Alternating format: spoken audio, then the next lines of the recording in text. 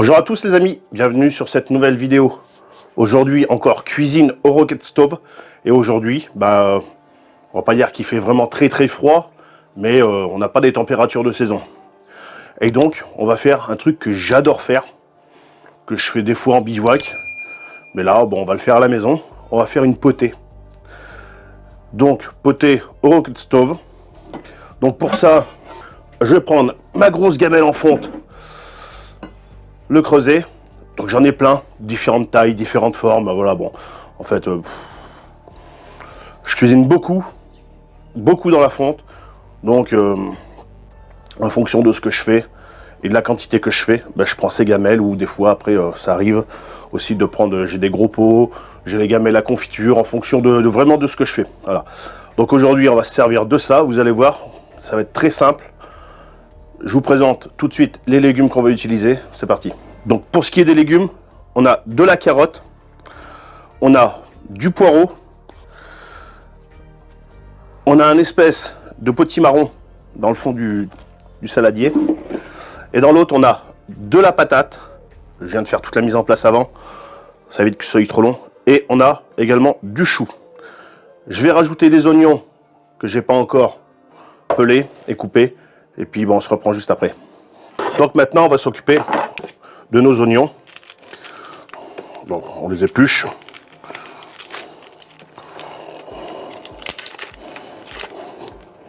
Donc la cuisine au rocket stove, c'est pas comme à la gazinière. Ça demande beaucoup d'attention, à la fois sur le rocket stove pour avoir constamment de la flamme, l'alimentation en bois. Donc il faut vraiment préparer le bois aussi à l'avance. Ça fait partie de la mise en place aussi, comment on se sert pour la cuisine. Pour la cuisine, en fait, vous faites votre mise en place avec vos oignons, vos patates, votre poireau, tout ce que vous voulez. C'est-à-dire vous préparez tout à l'avance. Et avec le rocket stove, c'est un peu pareil aussi. Vous avez intérêt de prévoir tout votre bois, parce que le rocket stove, ça consomme pas mal de bois. Et si vous mettez des gros morceaux, en fait, ça va pas spécialement trop chauffer. Donc il faut des petits morceaux, que ça crame assez fort, assez vite, et avoir de la bonne flamme. Voilà. Et après, en fonction de ce que vous faites, pour faire mijoter, en fait, comme là, ce qu'il va falloir qu'on fasse. Au départ, il va nous falloir la bonne température donc de la flamme, mais ensuite, tout simplement, on met un peu moins de bois ou des morceaux un peu plus gros. Des morceaux un peu plus gros pour que ça dure dans le temps, sans forcément aller trop vite. Voilà. Donc naturellement, on met de l'ail. Donc dans une potée, il n'y a pas spécialement de règles en fait. Vous mettez les légumes que vous aimez. Et la viande également que vous aimez. Après, chaque région de France a sa potée. Moi, je la fais tout simplement avec les produits que j'aime. Voilà.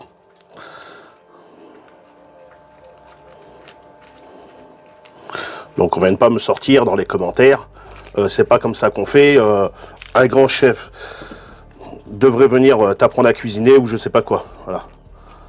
Moi, j'ai suivi des cours de cuisine. J'ai fait un apprentissage. J'ai travaillé dans des restaurants gastronomiques. Donc, ces personnes qui s'amusent à donner des conseils feraient mieux de déjà eux-mêmes par apprendre à cuisiner. Après, on verra. Voilà, un peu d'ail.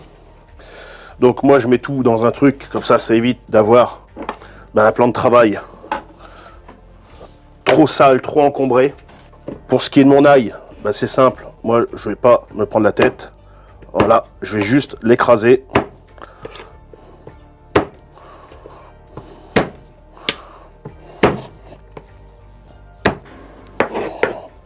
Et le hacher grossièrement.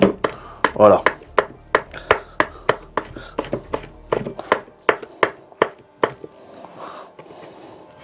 Voilà. Je réserve. Ensuite, pour ce qui est des oignons, on va venir les mettre dedans. Après. Et donc, allez.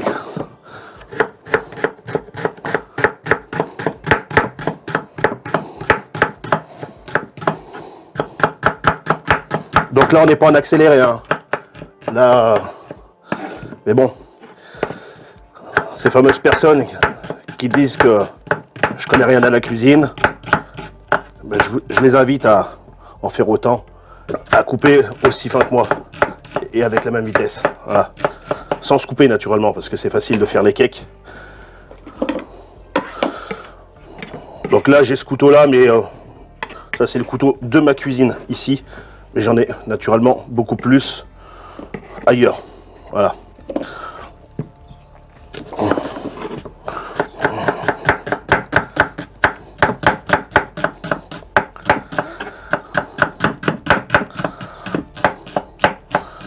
Et la taille est régulière.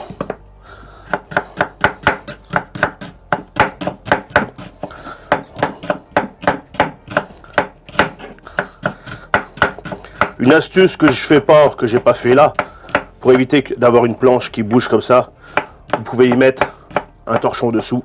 Ça évite d'avoir une planche qui bouge de tous les côtés. Petite astuce au passage, vous me direz merci dans les commentaires. Voilà. Moi je le fais pas. Pas tout le temps, on va dire.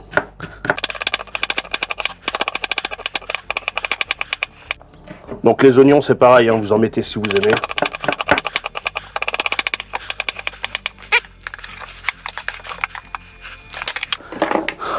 Voilà pour ça. Pour ce qui est des patates,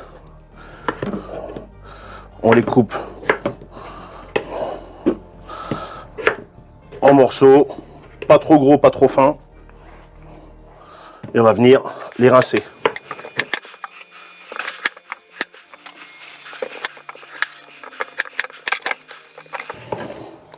Voilà, on vient rincer ça. Pour ce qui est des carottes, pareil, en tronçons. Voilà, pas trop gros, pas trop fin. Là, et c'est parti. Voilà. Pour la viande, on aura un jarret. Un petit jarret qui fait environ 1 kg. Et de la saucisse. Donc je vais la couper en biais. Voilà. Et voilà. Donc maintenant, on se reprend au niveau du feu. Donc maintenant, je vais y mettre ma gamelle en fonte. Alors, soyez pas étonnés, mais la gamelle, tout à l'heure, elle sera noire. C'est logique, c'est normal.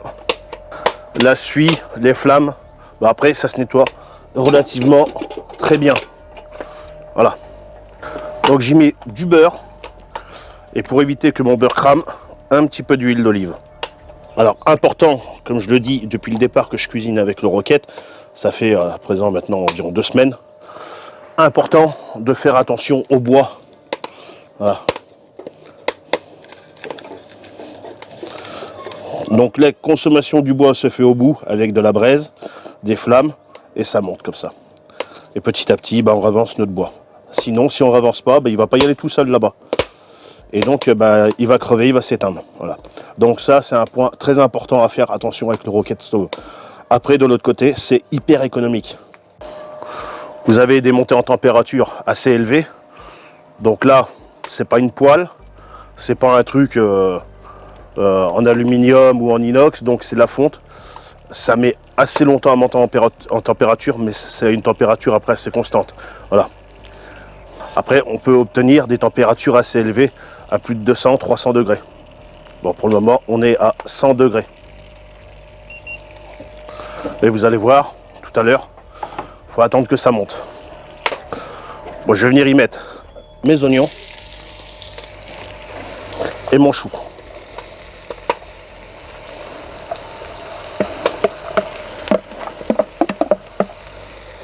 Donc du chou, on en met. C'est très bon, ça fait péter. On va couvrir.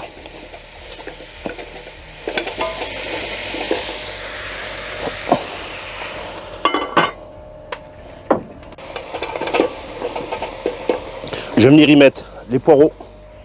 Et potiron. Là, ça va pas être mal.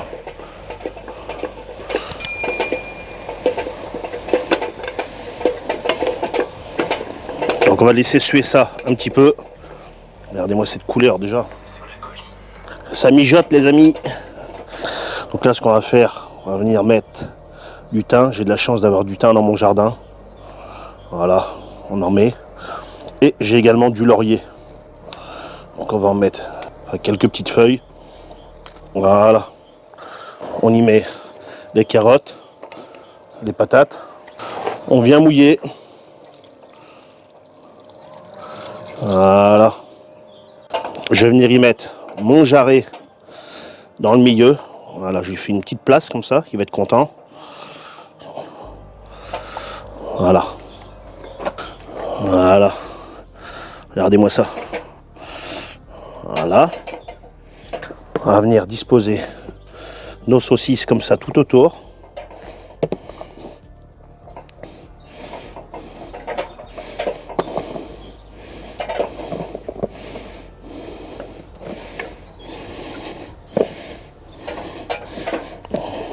Les saucisses vont venir bien parfumer tout ça.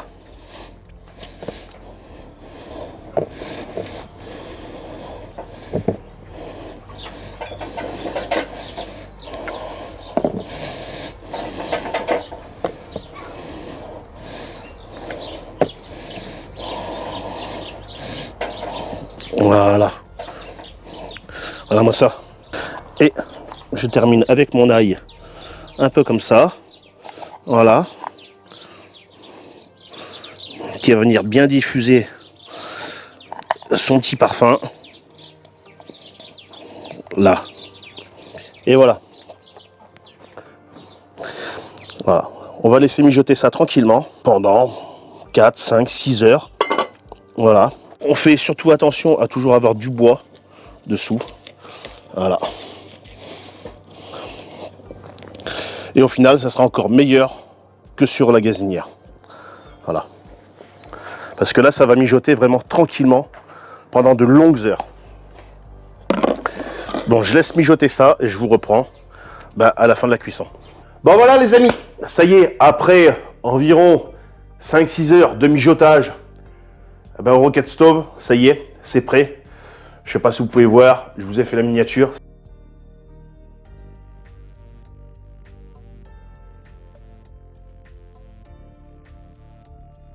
C'est magnifique, ça sent super bon. Et avec ça, naturellement, on va se déguster un petit Château Moulin de Lussac, Lussac Saint-Émilion 2018. Donc c'est parti, on va ouvrir ça. Vous connaissez normalement le bruit que ça fait. Ah. Là, on est ce soir en vigilance tempête. Donc là, avec ça, croyez-moi, on voit qu'il y a du bon gras sur le dessus, ça va être bon ça. Écoutez ça.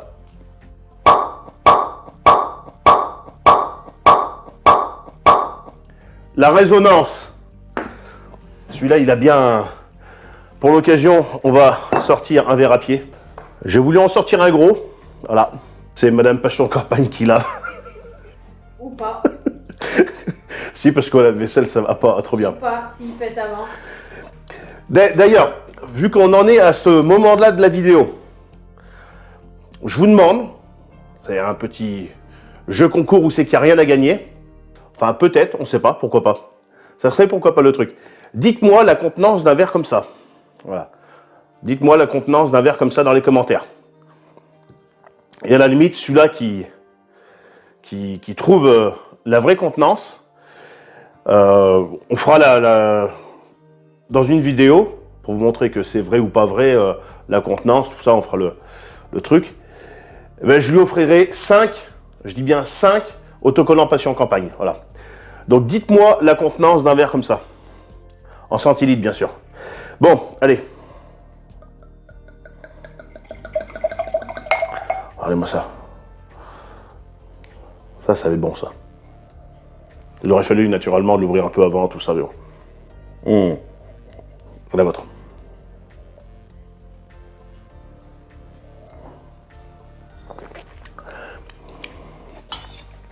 On va le laisser saillir un peu. Donc c'est une potée, comme vous avez vu, qu'on a fait au Rocket Stove, donc au feu de bois. Donc en termes énergétiques, résilience et tout ce qu'on veut, eh ben c'est super quoi, ça coûte pas cher. Voilà, le bois, on en trouve tous un peu partout comme on veut. Donc allez, c'est parti, on va goûter ça. Je vais couper un morceau de jarret. Ça se coupe super bien. Allez, les amis, on va goûter. Je vais vous dire au niveau de l'assaisonnement, ça a l'air d'être vraiment très très chaud.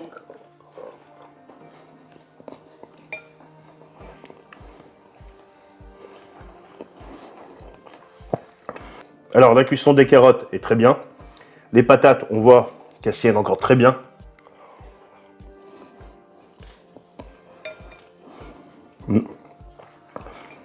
Ça se tient vraiment très bien. Ça a mijoté tranquillement. Au niveau de l'assaisonnement, bah, on n'est pas trop salé, mais on est vraiment comme il faut.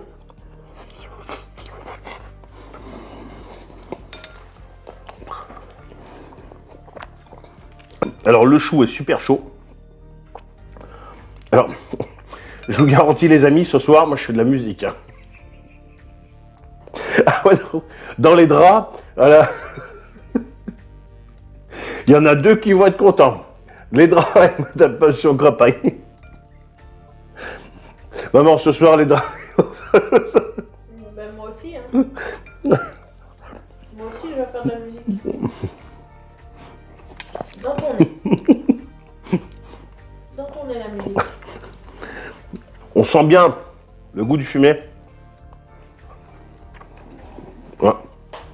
On sent bien le goût du fumet. Un peu moins que moi quand je fais fumer dans mon fumoir. Je l'ai fait sûrement fumer beaucoup plus longtemps qu'ils le font, c'est normal après. Hein. Ils ont du débit à envoyer. Donc c'est un peu logique, mais on va goûter le jarret. C'est un peu long, mais j'aime bien prendre le temps et de vraiment vous détailler un peu tout. Et puis je sais que j'ai des abonnés qui adorent me voir déguster des choses. J'ai un abonné en particulier, Ludo. Il dit sans arrêt, quand tu fais des randonnées, la prochaine randonnée, on te voit bouffer, on voit ce que tu manges. Voilà.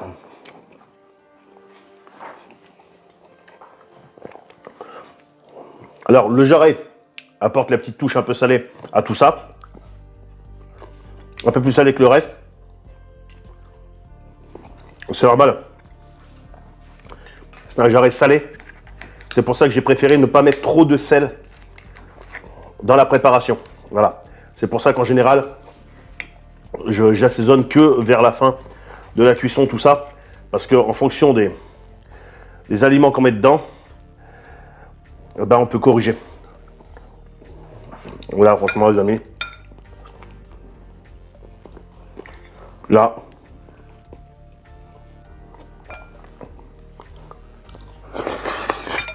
Quoi de plus authentique qu'une potée